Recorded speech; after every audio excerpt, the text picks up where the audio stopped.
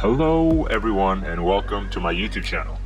Video making and sim racing is something I'm starting to find more and more enjoyable, and I hope that this journey can continue for a long time going forward. It's definitely something I really want to delve deep into, and I hope you guys enjoy my content and the content I bring to you, from my sim racing, from my daily life, from various video games that I play on a daily basis. Nonetheless, today we're going to be comparing two unique classes of endurance racing from two different eras in Assetto Corsa. So we're going to be looking at the Sauber Mercedes C9 from 1989 to the modern and super advanced LMP1 sports car class in the Toyota TS040 Hybrid from 2015 and 2016. Now, of course, these two cars are from a completely different era. The Sauber C9 raced in Sports Car Championship back in the late 1980s and the early 1990s, whereas the Toyota TS040 Hybrid races in the World Endurance Championship, which is sanctioned by the FIA. And of course, Le Mans week was just a couple of days ago, and the 24-hour race actually finished with the Toyota number 8 winning under Fernando Alonso, Sebastian Buemi, and Kazuki Nakajima. So I think it would be a perfect time to do a throwback and compare the modern LMP1 beasts we have today to their older counterparts from over 30 years ago in the Sauber C9. Now, unfortunately, AC does not offer the latest TS050 version in-game, so we're going to be sticking to the previous gen TS040 Hybrid from 2015 and 2016. Now, getting into some of the specifications of our two vehicles. First off, we have the Sauber Mercedes C9, which is powered by a beautiful and massive 90-degree 5-liter twin-turbo V8 engine, producing around the ballpark of 720 horsepower. Now, this engine was also paired to a very lightweight alloy monocoque chassis, totaling into just around 900 kilograms of curved weight. The C9 was also developed in conjunction with Mercedes and featured a proper 5-speed dual and manual transmission that allowed it to perform absolutely ridiculous speeds and close. As you can see on screen, 0 to 60 could be performed in just 2.79 seconds, and the C9 could reach a top speed of 409 kilometers an hour, or just around 255 miles an hour. Now, moving over to the Toyota TS040 Hybrid, we're looking at a more modest 90-degree 3.7-liter V8 engine that is fully naturally aspirated and produces in the ballpark of just around 520 horsepower. Now, this engine was paired to a carbon fiber and monocoque chassis that allowed this LMP1 car to weigh in a little less than the C9 at 875 kilograms. And with the onboard kinetic energy recovery system, the Toyota TS040 can pull a 0 to 60 in an astonishing 2.5 seconds and a top speed of 339 kilometers an hour or 210 miles an hour. Now, without further ado, we're just going to jump on board the Sauber C9 and throw this beast around this very high-speed and technical track that's Circuit de la Sarthe. Now, coming onto the Dunlop Ford chicanes, you can see we're trying to wrestle the cars as much as we can. Really trying to get the car tuned in, because in these slower speed cars, it's all about the mechanical grip. Now, coming onto a pit straight, you can see as soon as we get on the gas, cars already up to 250, almost 275 kilometers an hour as we head for the Dunlop curve. Now, we're bringing very early for the Dunlop chicane, trying to get the car turned in. You can see we get a little bit of oversteer on the entry. And again, trying to maximize the exit speed, use all the curve on the left side. Now, coming onto the S's, again, it's a very aerodynamic and technical portion of the Le Mans circuit. So we're going to try to get the car turned in, almost clipping the balls on the inside. We're going to prepare ourselves on the Tetra Rouge, cutting the chicane on the right as much as possible, heading for the Wilson straight. Now again, this is where this car excels the most, hitting a top speed of almost 409 kilometers an hour. Now, already at the TV, doing 90, 300 kilometers an hour in 5th gear. Of course, this car only has 5 gears, unfortunately. The Mercedes logo shining big bright on the 324 kilometers an hour before you brake for the first chicane, braking very early. You can hear the steel brakes, very hot there.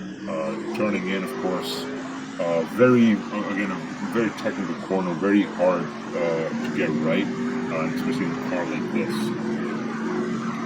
Now, I do apologize for the frame rate drops here. My computer did spaz out a little bit, so if this for the video says something, it's going to be a little choppy.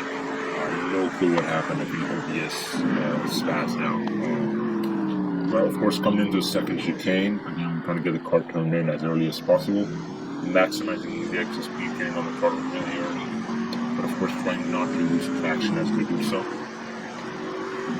you can see, we've hit a top speed of 324 kilometers an hour on the previous street. We're going to be getting close to that as well in the second Bruno Dia, as this part of the circuit is called. Again, braking very early for the Mulsanne corner, using all the track, kissing the apex, and trying to get a good exit as we head on to the Indianapolis Straight on the back side of the Le Mans circuit in the Sarthe. Again, this car just rose to, you can see just how airborne this generation of Group C racing really was. Safety, these cars were not the safest on the planet, not as safe as F1 cars back in that era. Not to say that the F1 cars were safe either, but here we go into the Indianapolis. Of course, it's very easy turning this car as well because you have that off camber to help you turn in. Coming up to Arnage, a very slow corner, maximizing the exit speed. It's more center front. Again, just rolling through the gears at this point. Very fast car. This one, 280. We touched 300 kilometers an hour. Coming into the Porsche curves. Again, this is a portion where this car struggles the most. You can see that the car is very twitchy. It's so twitchy, in fact, I get a little bit of energy on entry and on my lap gets invalidated. Not that it matters. You can see the lap time on the front, on the dash, right behind the steering wheel. So we're up to the 330 mark. We're very fast. I mean, this car is gaining all this time on the straights, and you can tell. Already up to the Corvette curves, and we're coming back to 4 chicanes, braking very early, trying to get the car turned in very early as well. Down to third, and for this, get a little bit of order on entry, kissing the apex, and using all the corners on the exit, trying to maximize our exit speed. As you can see, the time we set is a 3:56.7, which is with our context a very good time. But now we're going to jump on board the LMP1 TS040 Hybrid and see just how good that car is around the circuit. Now jumping on board the Toyota TS040 Hybrid LMP1 car, it's quite easy to notice just how much difference there is in the handling, the drivability, and the grip of the car. Of course, this car is built on a completely different generation of World Championship sports car cars, where you have these purge exhausts that are usually a step above the rest in terms of engineering excellence and performance.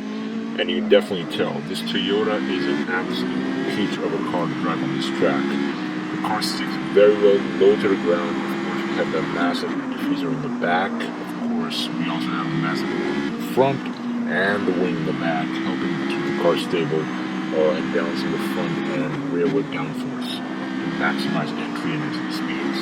Coming onto a Mulsanne straight, you can see we are up into 6th, almost 300 kilometers an hour right there. Of course, still pretty high. Now this pull you can see is being done by the energy recovery system. The onboard battery allowed us to reach a top speed of 22 kilometers an hour. And now we've kind of bottomed out there in 7th gear.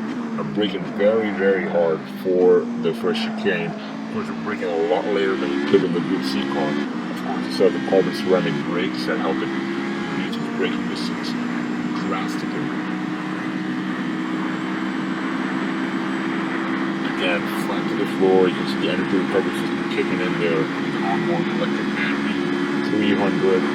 We're going to reach around 310, 311 kilometers an hour before we break the second chicane. Again, braking a lot later than we did in the Group C car.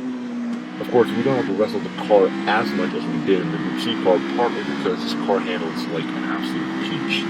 The onboard computers, of course, allow the car to dynamically allocate itself on the track and adjust the amount of grip. It has some big dampers, springs, of course also controlling the heating, the brakes, and the engine. I'm braking for the Mulsanne corner. I came on brake very late, kissing the apex. You can see how much more corner speed and exit speed we carry compared to the Group C car. Again, pulling through flat to the floor, using the engine recovery system to give us a pull through as we head towards the Indianapolis corner. And another thing you guys might have noticed is that we are not reaching as much RPM as we did in the Group C. We're reaching around 7,000 to 8,000 RPM. That's, of course, these engines are a lot smaller and a lot more efficient compared to the Group C engines. Coming into Indianapolis, again, very stable through here, very smooth, getting a nice exit speed there. Braking for Ornage, again, trying to kiss the apex, trying to gather as much exit speed as we can. Up in fourth, fifth, we're going to reach around 270-ish kilometers an hour before we have to hit the portion curves. Again, now this is what this car excels the most. The aerodynamic and mechanical aspects of the car combine to provide a sensational experience for me as a driver. This car just flows through these corners like it's nothing. Whereas we were struggling with the Group C car, trying to keep it in balance and trying not to snap and lose traction in the rear. This car just slides through these corners like it's nothing.